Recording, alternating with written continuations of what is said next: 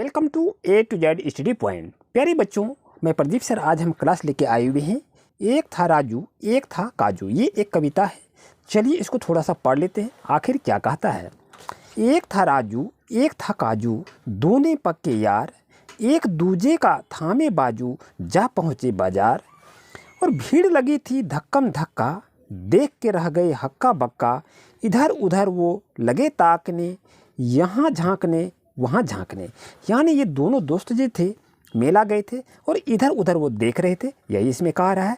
इधर दुकानें उधर दुकानें, यानी मेला में देखते इधर उधर दुकान लगे रहते हैं।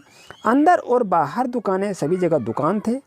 पटरी पर छोटी दुकानें और बिल्डिंग में मोटी दुकानें। पटरी पर जो हैं वो छोटे छोटे दुकान होते हैं, लेकिन जहाँ जहाँ घर होते हैं वहाँ पर मोटे मोटे दुकान होते हैं। लेकिन सभी जगह पर भरे पड़े थे दिए और पटाखे। ये देख रहे राजू और काजू, ये दोनों जो गए थे कहाँ, मेला गए थे, और बहुत ही ये गहरा दोस्त था। बच्चों अब इसमें से और क्या लिखा है चलिए देखते हैं। फुलझड़ियाँ सूरी हवाइयाँ गोले और चटाके, राजू ने ली कुछ फुलझड़ियाँ कुछ दिए कुछ बाती। बोला मुझको रंग बिरंगी बत्ती ही है भाती। काजू बोला हम तो भैया लेंगे बम और गोले, इतना शोर मचाएंगे कि तोबा हर कोई बोले।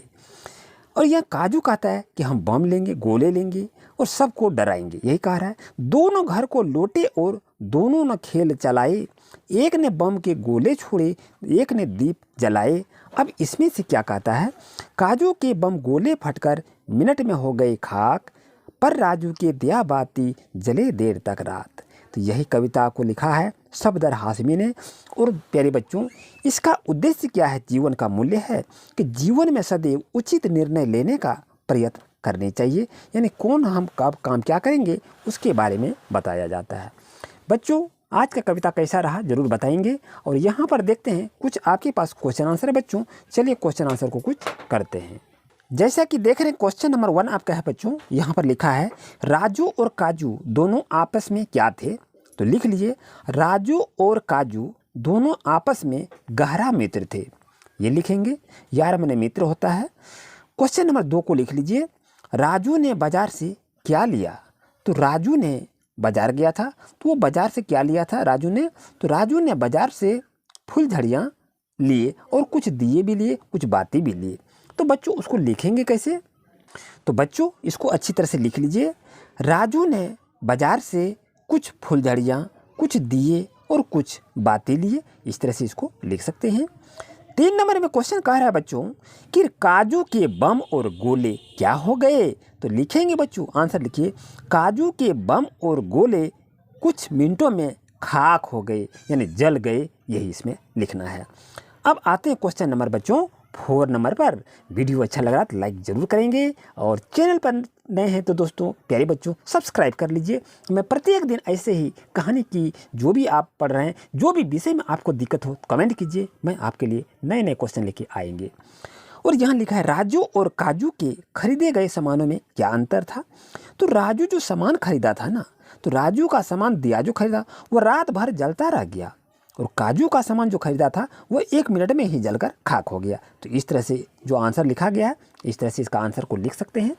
अब आते हैं यहाँ पर देखिए कुछ क्वेश्चन यहाँ पर दिया हुआ है कि सही या गलत की निशान लगाइए। कहाँ पर, यहाँ पर जो दिया हुआ है यहाँ पर देख सकते हैं।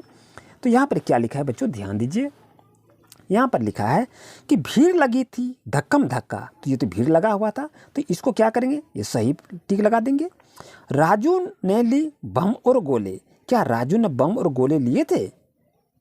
आप कविता में पढ़े तो राजू ने बम नहीं लिए थे, राजू ने गोले लिए थे।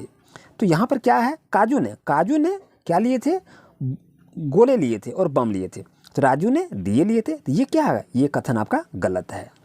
सभी जगह पर भरे पड़े थे दिए और पटाखे। तो इस कविता में जो लिखा हुआ सभी जगह पर भरे पड़े थे दिए और पटाखे, तो ये आपका सभी जगह पर भरे पड़े थे दिए और पटाखे, ये आपका सही होगा। काजू ने ली कुछ फुलझड़ियाँ, क्या काजू ने फुलझड़ियाँ ली थी, नहीं ली थी, तो ये सेंटेंस आपका गलत होगा। बच्चों यहाँ पर समान तुक वाले 2 शब्द को लिखिए, जैसे कहा काजू बाजू राजू। यहाँ क्या लिखे धक्का पक्का, यहाँ लिखिए मक्का, यहाँ लिखिए बम दम, यहाँ लिखिए नम, खेल रेल बेल लिख दीजिए। ये गोले, सोले, रोले, ये आपका वर्ड हो गया। अब बच्चों यहाँ पर देखिए, यहाँ पर क्या लिखा है बच्चों, ध्यान दीजिए। दिए गए शब्दों में अनुस्वार, इसको अनुस्वार कहते हैं और इसको अनुनासिक कहते हैं, का प्रयोग कर शुद्ध रूप में लिखिए। तो यहाँ झांकने, तो इस तरह यहाँ पर झांकने लिखेंगे। रंग, तो यहाँ पर अनुस्वार गौरंग लिखेंगे इस तरह से। हवाइयाँ, तो इस तरह से यहाँ लिखिए। चंचल, तो इस तरह से इसको लिखिए।